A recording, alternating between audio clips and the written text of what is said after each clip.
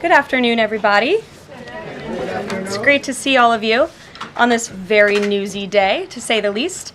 I have a couple of updates for you this morning, or this afternoon. As you know, this morning, the president spoke to President Putin of Russia. They spoke at length, and the president released a statement following that conversation in great detail. I can also confirm that the president just recently got off the phone with President Zelensky of Ukraine. His truth is as follows. I just spoke to President Zelensky of Ukraine. The conversation went very well. He, like President Putin, wants to make peace. We discussed a variety of topics having to do with the war, but mostly the meeting that is being set up on Friday in Munich, where Vice President J.D. Vance and Secretary of State Marco Rubio will lead the delegation. I am hopeful that the results of that meeting will be positive. It is time to stop this ridiculous war where there has been massive and totally unnecessary death and destruction. God bless the people of Russia and Ukraine. I myself just spoke to the president about these calls, and he told me to tell all of you they were very good calls, they were very positive, and the administration is wholeheartedly committed to a peace deal to end once and for all the Russia-Ukraine war. More on that later. I'm sure you'll have more questions to ask. This week, the president has continued to deliver on his promises to the American people. According to new polling that was released at the beginning of this week by CBS News, an overwhelming 70% of Americans said that President Trump is following through on what he pledged to do during his historic campaign. The poll also revealed that Americans see President Trump as a tough, energetic, focused, and effective leader fighting hard to improve their lives and our country. And yesterday, in particular, was a truly special day for the United States of America. Thanks to the great leadership of President Trump and the strong and tough leadership of President Trump, Mark Fogel, an American teacher detained by Russia, was returned to American soil and met with the president here at the White House last night. Special Envoy Steve Witkoff and the rest of President Trump's incredible national security team helped to negotiate the exchange that secured Mark Fogel's release. This event shows a good faith effort from Russia, and it's a sign, as I just said, that we are moving in the right direction to end this brutal war. Malphine Fogel, Mark's 95-year-old mother, was understandably very worried that she would never see her son again after his arrest in 2021. Mrs. Fogel was actually slated to join President Trump on stage at the July 13th Butler, Pennsylvania rally to speak out for Mark, and then the infamous assassination attempt against President Trump took place. But that day, before the rally, President Trump promised Mark's mother that when he returned to the White House, he would bring her son home. God saved President Trump's life on that day in Butler, Pennsylvania, and now Mark Fogel is back home safely with his family as a result. God is good. The president also continues to bring back common sense to our government. This week, he signed an EO to end the procurement and forced use of paper straws. Taxpayer dollars were wasted on these non-functional and massively unpopular products for no other reason than it made radical activists feel good about themselves. And on trade, President Trump continues to take bold action to protect America's critical steel and aluminum industries, much like he did in his first term. And the president signed proclamations to close existing loopholes and exemptions to restore a true 25% tariff on steel and elevate the tariff on aluminum to 25% as well. This administration believes these tariffs will protect our national security and put American workers first. And in the Oval Office yesterday with Elon Musk, President Trump took further action to make our federal government more efficient and effective.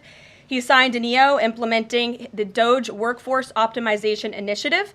Now agency heads will coordinate and consult with DOGE to significantly shrink the size of the federal workforce and limit hiring to essential positions only. The unaccountable bureaucracy will finally be reined in. On another important matter this morning, Senate Republicans continued to confirm President Trump's exceptionally qualified nominees, most recently Director of National Intelligence Tulsi Gabbard, who will be joining us later at the White House for her swearing-in ceremony. It's imperative that the remainder of the president's cabinet nominees are confirmed as quickly as possible. On another important matter this week, illegal alien criminals continue to be arrested and sent home as part of the ongoing mass deportation effort of the Trump administration. Just this week, 2 planes with 190 Venezuelan illegal aliens arrived in the Venezuelan capital from Fort Bliss, Texas. Here are some of the criminal illegal aliens who were arrested in the country this past week. ICE Atlanta arrested a citizen of Nigeria who had been convicted of money laundering. ICE San Antonio arrested a citizen of Mexico who had been convicted of assault. ICE Denver arrested a citizen of Mexico who had been convicted of aggravated assault. And ICE Houston arrested a citizen of Mexico who had been convicted of aggravated assault. Now, before I take questions, I would like to address an extremely dishonest narrative that we've seen emerging over the past few days. Many outlets in this room have been fear-mongering the American people into believing there is a constitutional crisis taking place here at the White House. I've been hearing those words a lot lately. But in fact, the real constitutional crisis is taking place within our judicial branch, where district court judges in liberal districts across the country are abusing their power to unilaterally block President Trump's basic executive authority. We believe these judges are acting as judicial activists rather than honest arbiters of the law, and they have issued at least 12 injunctions against this administration in the past 14 days, often without citing any evidence or grounds for their lawsuits. This is part of a larger concerted effort by Democrat activists and nothing more than the continuation of the weaponization of justice against President Trump. Quick news flash to these liberal judges who are supporting their obstructionist efforts: 77 million Americans voted to elect this president. And each injunction is an abuse of the rule of law and an attempt to thwart the will of the people. As the president clearly stated in the Oval Office yesterday, we will comply with the law in the courts, but we will also continue to seek every legal remedy to ultimately overturn these radical injunctions and ensure President Trump's policies can be enacted. So here in our new media seat today, we have Chris Pavlovski, an entrepreneur who has a strong passion for protecting freedom of speech. Chris started the video sharing platform Rumble in 2013 with a mission of protecting a free and open internet from censorship by big tech and governments around the globe. The platform has always been a place for independent creators to share their authentic opinions, and they have always included President Trump, in contrast to the way he was censored by other platforms in years past. Since its founding, Rumble has grown exponentially, recently marking 67 million monthly active users. It's a lot of users. If you're watching right now and interested in sitting in this seat, you can apply, whitehouse.gov/new-media. With that, I will take your questions. And Chris, why don't you kick us off on this very busy news day? Carolyn, thank you very much to you and President Trump. It's an honor to be sitting here in the new media seat for the White House press briefing and to be able to demonstrate why freedom of expression is so important. Rumble was the victim of censorship at the hands of multiple foreign governments. It's clear there are still many countries who oppose free speech and even target American companies. Can you describe what the administration will do to protect U.S. interests and values worldwide? Sure. Well, thanks for the very important question. And I think that free speech and ending censorship, both here at home and also abroad, is an important part of President Trump's agenda. I think first, President Trump has led by example on this front as the leader of the free world, the president of the United States, with his show of access and transparency on a daily basis. The president takes questions from all of you almost every single day and really reveals what he's thinking and feeling, and I think that serves as a great example to the rest of the world. As for tangible actions that the president has signed, he did sign an executive order, I believe on day one, certainly within the first week of this administration, to restore free speech and stop government-sponsored censorship here at home. And the EO made it very clear that federal employees are not allowed to engage in any activity that would infringe upon the American people's right of free expression. So I think the president has led quite strongly on this. And I would just add, this is part of the reason we have a new media seat, to invite new voices into this room. Again, we're going to need to expand this room because so many people are interested, and we're very excited about that. It's a privilege to cover this White House, but we want all voices to be heard. So thanks for being us with here, Chris, and I hope you enjoy the briefing. Sure. Jordan. Thanks, Caroline.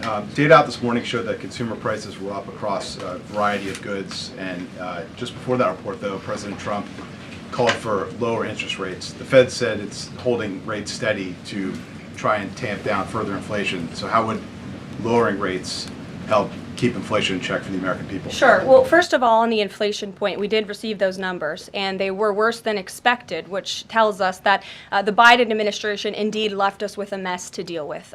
It's far worse than I think anybody anticipated because, unfortunately, the previous administration was not transparent in where the economy truly was. We know people at this very podium told the American people that inflation was transitory and that it would go away. That was not the case. And now the last report of the Biden administration, as revealed today, shows that inflation is still about 4.5% higher over the past 3 months.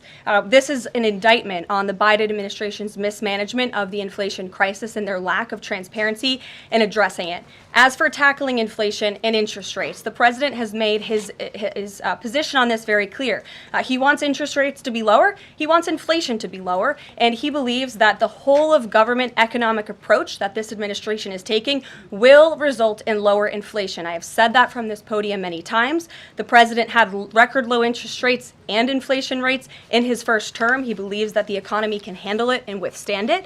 And we're doing a lot to tackle the inflation effort on this front. It's a whole of government economic approach, and I've talked about what we're doing to tackle inflation quite a few times from this podium. Reciprocal tariffs, that's going to come before Prime Minister Modi's visit tomorrow? I do believe it will come before the Prime Minister's visit tomorrow, and I will let the President discuss the details on the reciprocal tariff front. But this is something he believes strongly in, and it's very simple logic as to why the President wants to impose reciprocal tariffs. It's the golden rule, which we all learned when we were growing up in school. Treat others the way you want to be treated, and far too many nations around this world have been ripping off the United States of America for far too long, and that's why the President believes this will be a great policy that will benefit American workers and improve our national security.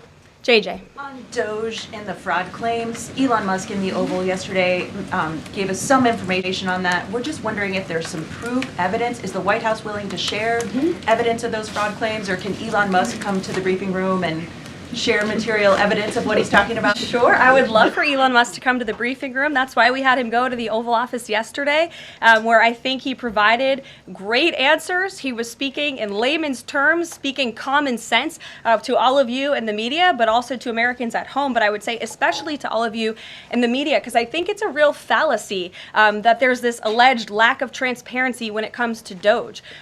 President Trump and Elon Musk have been incredibly transparent on what Doge is doing. There is an X account with the Doge handle. They are tweeting out what they are doing on a daily basis. They have a website where they are posting the receipts of the contracts that they are reviewing and the payments that they have stopped from going out the door. The secretaries of our departments have stopped from going out the door. And I would also say that before it was Elon Musk making our government efficient and accountable, it was some unnamed bureaucrat that none of you knew. Elon Musk is the richest man in the world. He's also now one of the most highly scrutinized men in the world alongside President Trump because of what he's doing and the access that he is allowing. So there's great transparency. As for the actual receipts, we are happy to provide them, and I actually brought some today because all of you know I love to bring the receipts. We have contracts upon contracts that we can send and provide this information to you. Let me be very clear. We are not trying to hide anything. We have been incredibly transparent, and we will continue to be.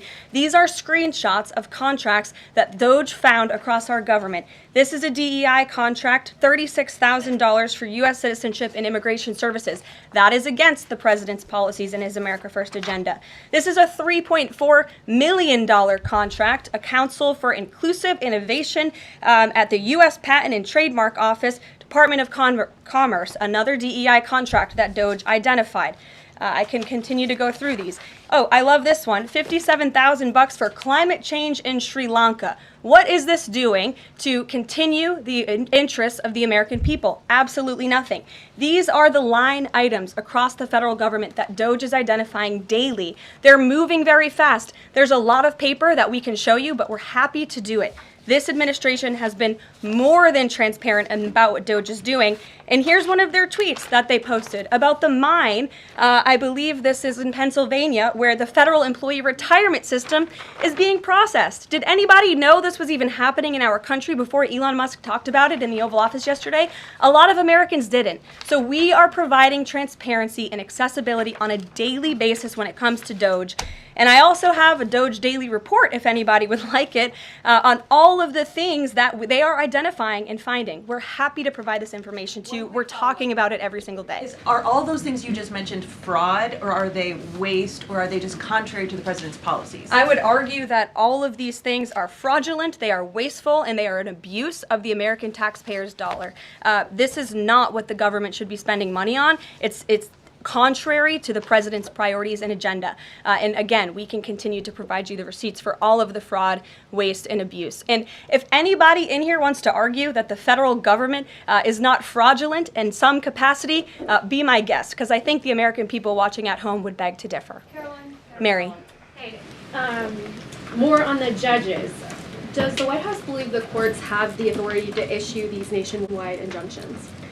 We believe that the injunctions that have been issued by these judges have no basis in the law and have no grounds, and we will, again, as the president said very clearly yesterday, comply with these orders, but it is the administration's position that we will also ultimately be vindicated, and the president's executive actions that he took were completely within the law, they were constitutional, and we look forward to the day where he can continue to implement his agenda. And I would just add, it's our view that this is the continuation of the weaponization of justice that we have seen against President Trump. He fought it for 2 years on the campaign trail. It won't stop him now. Brian. Yes.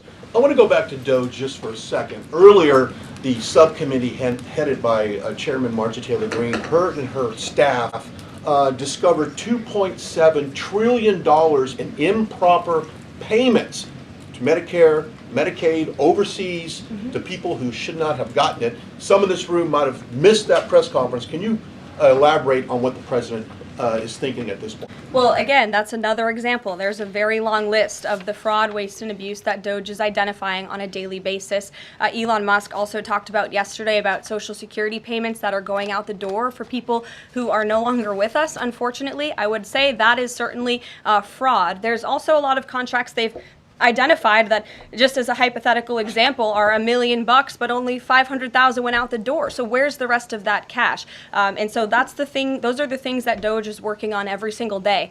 And I would just remind everybody in this room, this is what President Trump campaigned on doing. He's delivering on a promise that 77 million people elected him to do. James. Thank you very much, Caroline. Two foreign policy questions, if I may. Sure. First, the statement that was released after this morning's phone calls identified Mr. Witkoff as the special envoy who will be part of the delegation that undertakes to resolve the Russia-Ukraine war. I had thought that that individual was General Kellogg, and so can you clear that up? Sure, I'd be happy to. As you mentioned, the president in his truth following the phone call with Vladimir Putin said that he has asked Secretary of State Rubio, the director of the CIA, John Ratcliffe, our national security advisor here at the White House, Michael Watts, and Steve Witkoff to lead the negotiations. As for General Keith Kellogg, he remains a critical part of this team in this effort. He's played a tremendous role in getting the negotiations to this point, and he's very much still part of the Trump administration. The other subject is Iran. I took note of President Trump's comments in his Super Bowl interview with our colleague Bret Baier to the effect that he wants to do a deal with Iran. However, that interview appeared after the supreme leader of Iran, the Ayatollah Ali Khamenei, had already ruled out any additional negotiations with the United States. So kind of a two-part question. A, what gives the president any confidence that Iran will come to the table? And B, more fundamentally, why is the president interested in doing a deal with Iran instead of doing everything he can, perhaps short of U.S. military intervention, to try and hasten the end of what many of his own supporters regard as an evil regime? Well, the president has made it very clear that he will never allow Iran to have nuclear capabilities. That is a red line that he has drawn, and he will not allow that to happen. But you asked why President Trump wants to make a deal. I would remind you, he's the master of the art of the deal. He is America's deal maker in chief. He leads from a position of securing peace through strength. And I think time and time again already, in just 4 weeks, we have seen the president being able to negotiate successful deals with our partners, our adversaries all around this world. The release of Mark Fogel just last night is something that I think speaks to the president's deal-making ability. This is something that the Biden administration alone allegedly tried to do for 3.5 years, I think you all should go back and ask some of those Biden administration officials what they even tried to do and why weren't they successful. Because for 3.5 years, Mark Fogel sat in a Russian prison, and it took President Trump 3 weeks to get him back on American soil. There's nobody better at making deals than Donald Trump. Phil Wegman. Thank you. 2 foreign policy questions. Ukrainian President Zelensky has said after the war that he wants NATO membership or nuclear weapons. We heard Defense Secretary Hegseth say that NATO membership was unrealistic. What's the president's view on the other option, on a nuclear Ukraine?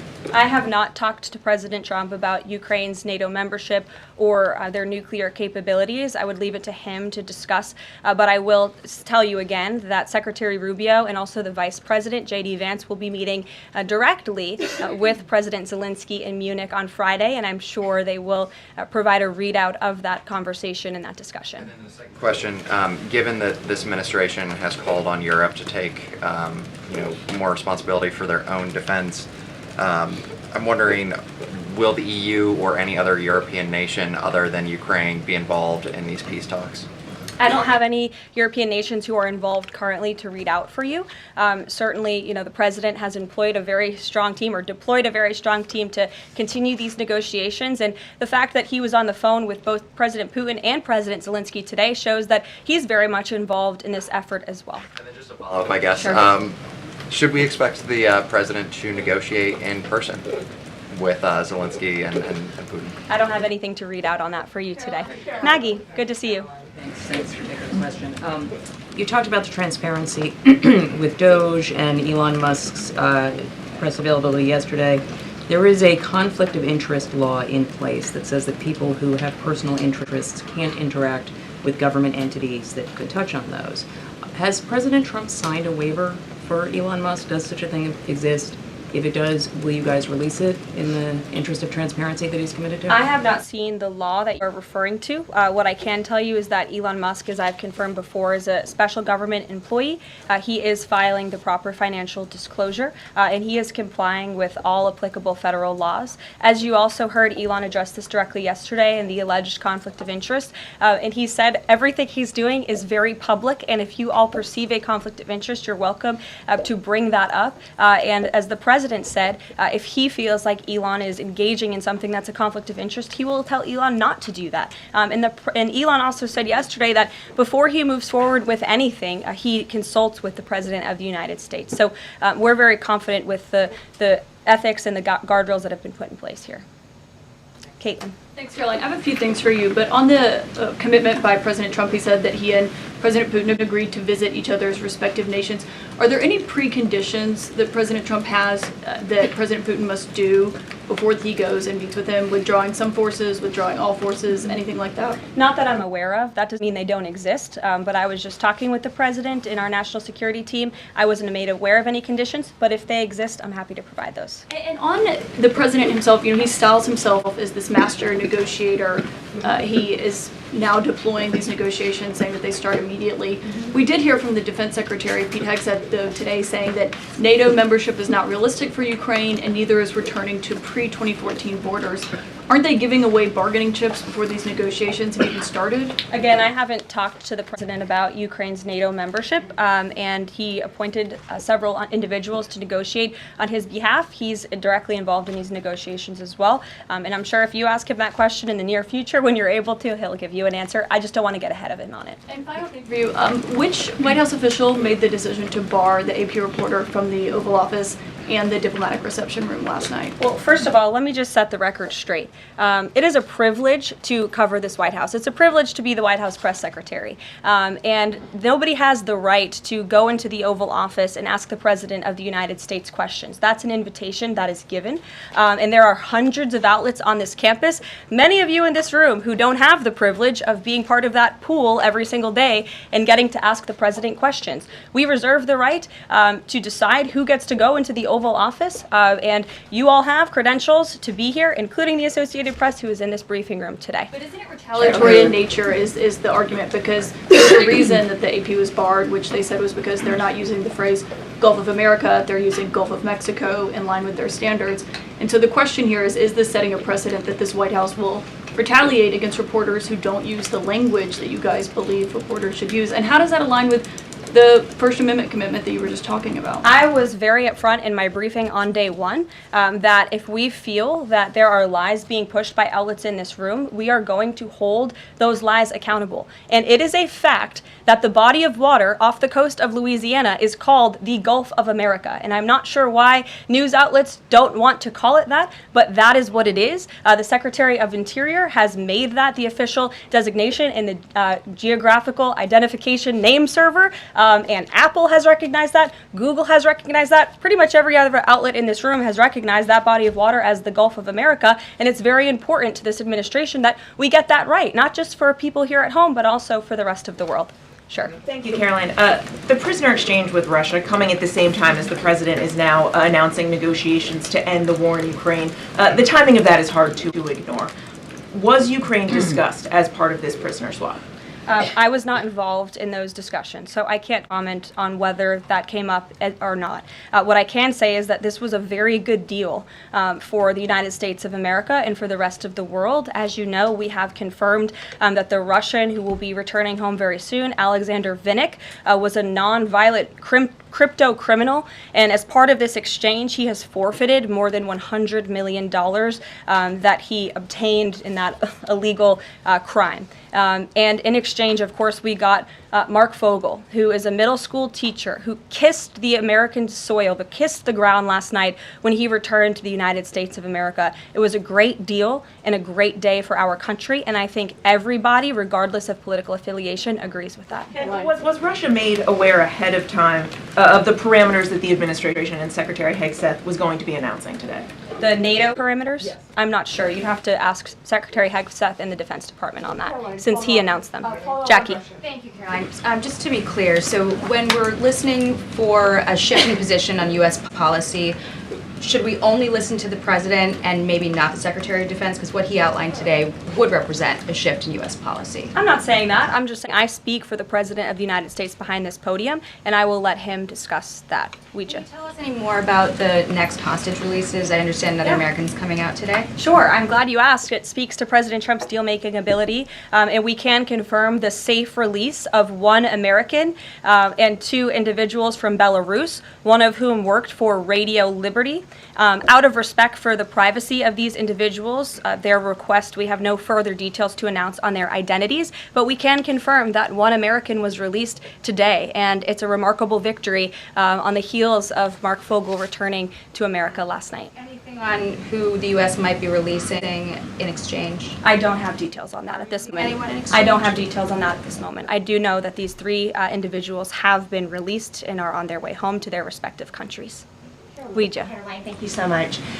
Can you explain how President Trump envisions the war in Russia and Ukraine coming to an end? Does he expect Ukraine to hand over all the territory in question? Again, these negotiations are ongoing. I will allow the president to divulge any red lines that he may set, but I think as deals in the past have come to fruition, the president has proven one of the things that makes him a very effective negotiator is not revealing what he's anticipating from both sides, but he is at the forefront of these negotiations in addition to the very qualified individuals who he's tasked with speaking to both President Putin and President Zelensky. And speaking of deals, a meeting with the President of the United States offers any foreign leader credibility.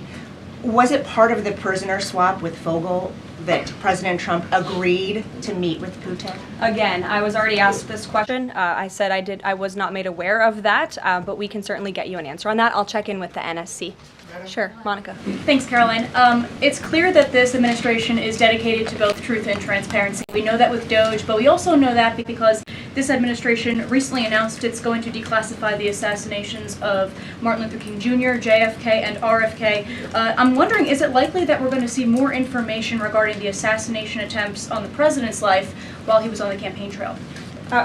In regards to the assassination of the individuals you mentioned, President Trump signed that executive order directing the respective agencies to do it. I know that that process continues and is ongoing. He's committed to transparency in the declassification of these very important files that I think many Americans are not only interested in learning about, but also have the right to know about. As for the two heinous assassination attempts on the president's life, he's spoken to this publicly. I've spoken to him about it privately, and as he said publicly to all of you, he feels he has a right to know about further information about the individuals who tried to kill him, tried to take his life. And so, if and when we get that information, I'll leave it up to the president to decide whether or not he would like to reveal it. But I believe in the effort of transparency that we've seen consistently from this president, he certainly will.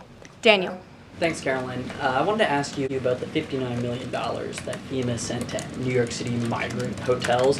Secretary Kristi Noem just put out a statement saying that she's clawed back the full payment that FEMA activists unilaterally gave to NYC migrant hotels. She wrote, "Mark my words, there will not be a single penny spent that goes against the interest and safety of the American people." What does the response of the Trump administration send to any federal bureaucrats that are thinking about obstructing the president's agenda? They will be held accountable. The president is signing executive orders daily, and he expects all officials across the administration, regardless if they are a political appointee or if they are a career bureaucrat, to adhere to the will of the American people and the 77 million Americans who re-elected President Trump. He is here for a reason, and he is focused every day on implementing his administration's goals, and sending $59 million to a migrant hotel to house illegal immigrants when there are still people in North Carolina and California who have not received FEMA funding is not something that this administration is going to tolerate. Deanna. Thank you so much, Caroline. One on New York and one on Russia, please. On New York City Comptroller Brad Lander is accusing DOJ of clawing back $80 million that was intended for New York City FEMA funding. Wondering if you've heard about that figure, if that figure is accurate, and why that money was taken back. I have not heard about that figure. DOJ is moving very quickly, but I can get the receipts and gladly send them to you. I know that story is likely of great interest to the New York Post. John. Russia, please. Is President Trump waiting for a kind of signal or an action from Putin to go to Russia? And would he be willing to go to Ukraine in the future? I don't have any decisions to make on the president's potential visit to Russia or any in-person meeting at this time. John. Caroline, two questions, one on foreign policy, one on domestic policy. Following up on the president's call that he had with President Putin, does the president view Russia, does he view President Putin as an ally, as a partner, as a competitor, or as an adversary? I believe this nation views Putin and Russia as a great competitor in the region, at times an adversary, but as the president has said as well, he enjoys having good diplomatic relationships with leaders around the world, finding that common ground, also calling them out when they are wrong, and leading from a position of peace through strength. That's the president's greatest strength, and we've seen that again, time and time again. And then, as you pointed out in your statement regarding the confirmation of Tulsi Gabbard, there was one Republican who voted against the nomination of Tulsi Gabbard. It was Senator Mitch McConnell. Similarly, how does the administration view Senator McConnell? Can he be a partner in the president's legislative agenda? Are you disappointed that he voted against not only Tulsi Gabbard, but also Pete Hegseth to be the defense secretary? I think we're greatly disappointed in any Republican who chooses willfully to vote against the president's exceptionally qualified cabinet nominees and picks to lead his America First administration. Not a single Democrat swayed from voting against President Biden's nominees, and we know how many of them turned out. They turned out to be atrocious at their jobs, leaving America much worse than they were when they took the oath of office. And so I've said it repeatedly from this podium. I addressed it at the beginning of my remarks. We expect all Republicans to vote, to stay tough and strong, vote for President Trump's nominees so we can get to work and continue to work very hard to implement this president's agenda. Sure. Thank you, Caroline.